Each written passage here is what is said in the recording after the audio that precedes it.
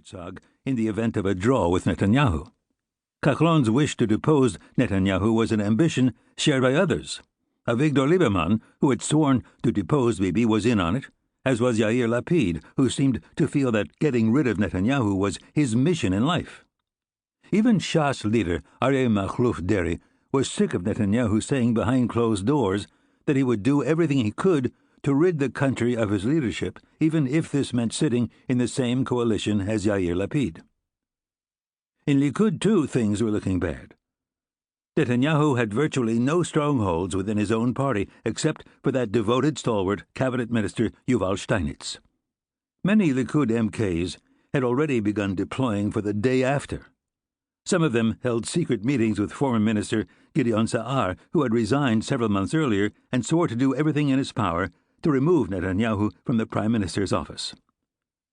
The knives were unsheathed and honed for Bibi's downfall, which was meant to take place the day after his election defeat. Senior Likud members vowed to learn their lesson from the 2006 defeat, when the party, under Netanyahu's leadership, won only 12 Knesset seats, an unprecedented political low, but at that time none of them had had the power to overthrow him. This time, the Likud leaders would not let that happen. They would not grant him a single minute of grace.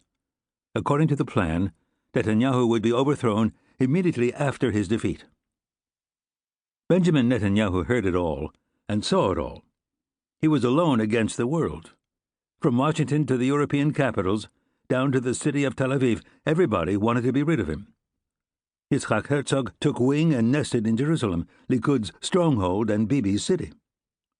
It was during these days that, against all odds, he was infused yet again with the Bibi spirit made famous in his first campaign. Call it the spirit of resolve, the refusal to quit, the code of the last man standing. Suddenly, Netanyahu had gone back 20 years to the days when he was young and full of energy, the great white hope of the Israeli right. Then he had managed to achieve the unbelievable, to defeat Shimon Peres only 6 months after the assassination of Yitzhak Rabin. Then, too, no one believed he stood a chance. The day after the Rabin assassination, he was sure the right didn't have a hope of winning an election for the next 20 years at least. But he won. Netanyahu's wife, Sarah, was also present at the meeting in the PM's residence on the Wednesday before the elections. Bibi and Sarah are two people completely united in personality and spirit.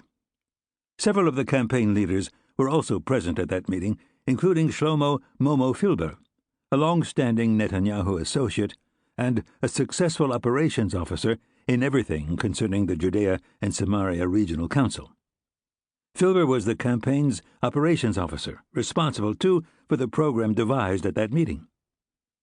Netanyahu looked at the assembled settlement activists before him before embarking on the speech of his life.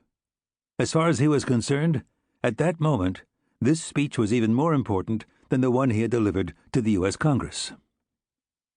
"I suggest you start packing," Netanyahu told his guests. "I am facing defeat. The left is about to win the election. I will be ousted from the PM's office, but it's you who'll be paying the real price. You will be ousted from your homes. Remember the disengagement from Gaza? It's back. The left will form a government that will dry out the entire settlement enterprise.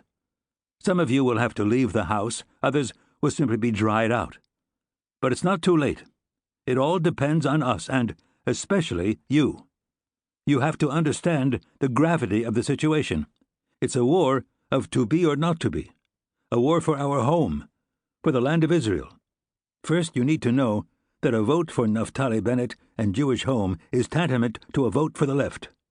So maybe Bennett will get 3 to 4 more seats, but Herzog will form the government. The minute you understand this, you have to pass it on to your family, your friends, everyone who is part of this huge settlement enterprise. They all have to understand the repercussions of a vote for Bennett in this election. I need one more thing from you," Netanyahu added. "I need you in the field. I want every regional council in Judea and Samaria to take responsibility for 1 or 2 towns with a strong Likud support base and act there, starting today and until Election Day, especially on Election Day. Our voting public is apathetic, doesn't understand how important it is, and I want you..."